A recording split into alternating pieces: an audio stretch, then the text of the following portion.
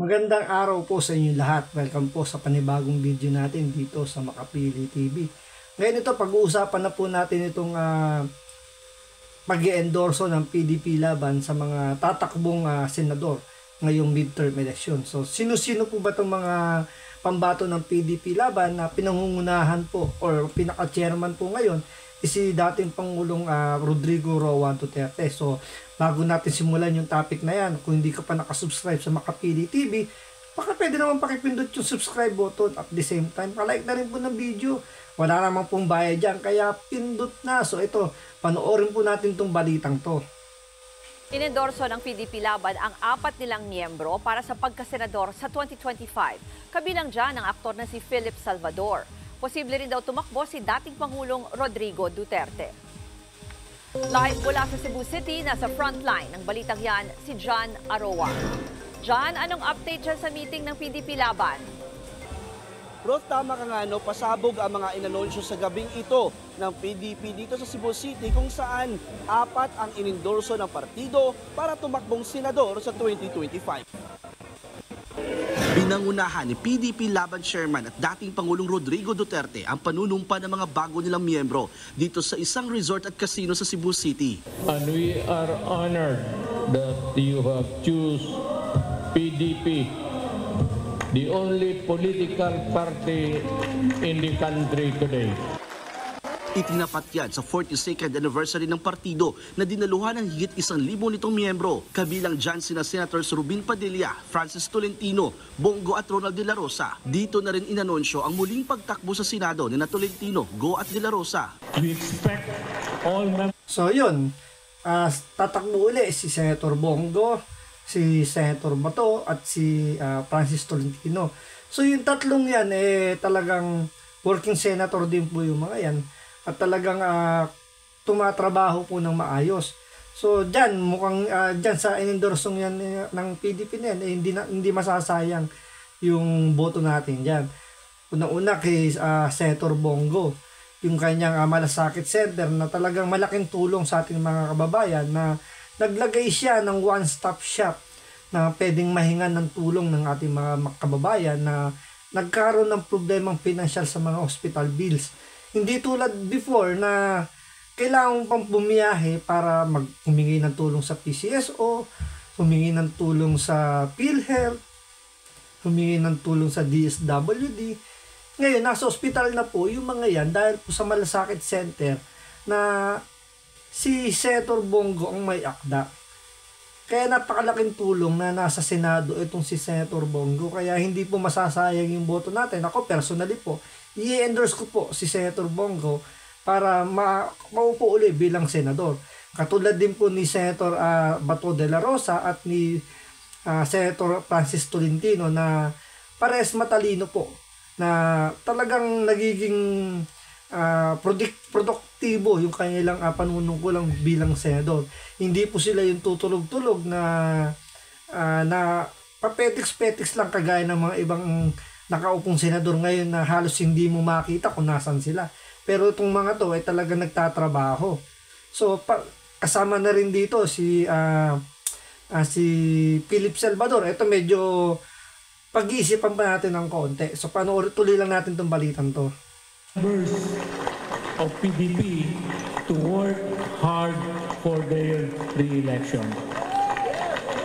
Layon daw nilang tatlo ang mapanatili ang puwersa ng PDP sa Senado at mapalakas pa ito. May pahapyaw pa nga si De La Rosa sa mga posible pa nila makasamang tumakbo sa pagkasenador kabilang si dating Pangulong Duterte. I hope na sana the likes of Kuya Epi Salvador madagdag yan sa atin para lalakas tayo doon. At saka baka mamaya magbagong isip ng ating party chairman pag hindi siya tinatamad. Agad namang tinanggap ng aktor si Ito medyo hati pa yung ko rito, yung ang saloobin ko rito kay Philip Salvador sa kanyang pagtakbo. Although inendorso siya ng PDP laban. So mukhang malaki yung malaki yung tiwala nila dito kay Philip Salvador. Although artista pa rin to. So hindi pa natin masabi ngayon kung ano yung magiging Kumbaga, ano yung magiging resibo niya? Ano ba yung resibong ipakikita niya? So, pwede naman kagaya rin siya ni Robin Padilla. So, pero tingnan natin kasi kung ang mga tatakbong mga senador ngayon ay mga dati ng politiko, mas gugustuhin ko nang iboto itong si Philip Salvador. Kasi nga, sabi nga nila, kung gusto natin ng pagbabago, dapat bago naman. Kasi kung ang ilalagay mo dyan ay mga dating politiko na wala namang nagawa, tapos ilalagay mo pa sa pagiging sa national election. Halimbawa, galing sila sa mga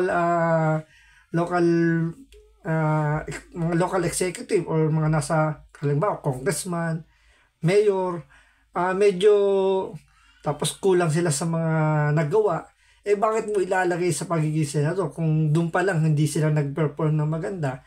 Ano pa magiging trabaho nila pagdating sa Senado? So, di kumuha tayo ng bago na sa tingin natin na pwedeng magbago ng sistema. Tulad ng mga nangyaring ito. Sila Robin Padilla, sila Rapi Tulfo, sila Senator Bongo, mga bago.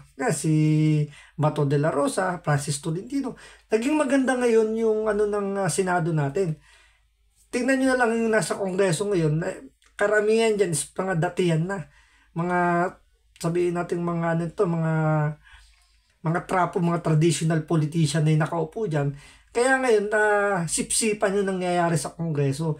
Unlike dito sa Senado, na puro bago, hindi nila mahawakan sa leeg yung itong mga baguhan dahil alam nila na ito may mga kanya-kanyang prinsipyo yung pinangahawakan. Kaya nga 'di ba ang ganda ng kasabihan na kung gusto natin ng bago, ng pagbabago, maglagay tayo ng bago. Kaya nga sabi ko nga, kung ako papipiliin between Philip Salvador at sa mga dati ng politiko, whether na galing ng local or dati ng mga senador or galing sa gabinete ng mga dating administrasyon, mas gugustuhin ko na yung ganito.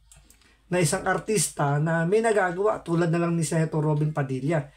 Tulad na lang ni Rapi Tulfo na hindi naman galing ng politika pero nagpe-perform, di ba?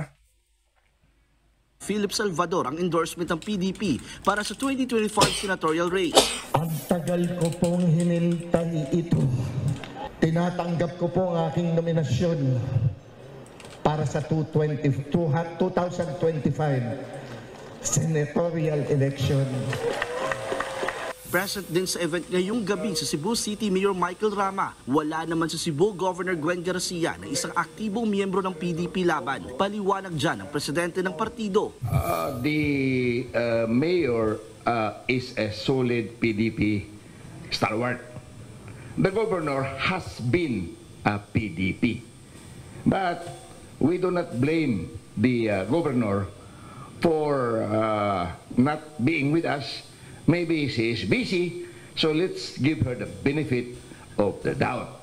Natanong naman si De La Rosa tungkol sa mga naging banat ni First Lady Liza Araneta Marcos laban kay... So isa pa pala, si Pangulong Duterte, kung sakasakaling tumakbo sa pagiging senador, malaking bagay yun na pwede siyang ilagay as Senate President na pwede na maging balansin na uli yung magiging yung gobyerno natin. Kasi ngayon, hawak kasi ng administrasyon ang Kongreso, hawak din niya yung Senado dahil yung sinasabi nila yung Senate President natin medyo sip-sip din sa administrasyon ito, lalo na yung nasa Kongreso na kamag-anak pa mismo ng presidente.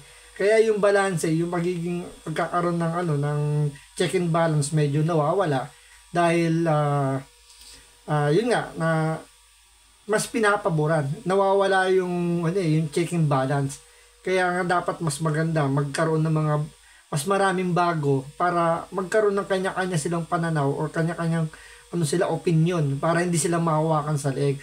Ito, maganda rin yung naging sagot dito ni Senator Bato tungkol sa issue ng ni First Lady Liza Marcos at saka ni VP Sara.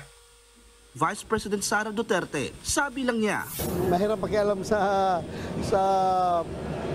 usapang babae. Which is totoo naman. Kung yan, gulo ng mga babae, let their, ayaan mo silang rumisolba ng kanilang problema. So, tama yung ginawa ni Senator Bato na tahimik na lang siya, no comment. At least kasi kung magbibigay siya ng comment, kung pumanig man kung kanino man yung maging panig yung comment niya, lalabas pang masama yung magiging komento ni Senator Bato. So tama yung naging reaction niya na hayaan niya na lang yung sigalot ng dalawang babae na hayaan sila na lang din magresolba. So yun, maraming salamat po sa panonood. So ingat po kayo lagi. So kung gusto natin ng pagbabago, dapat bago naman. So yun po, maraming salamat po.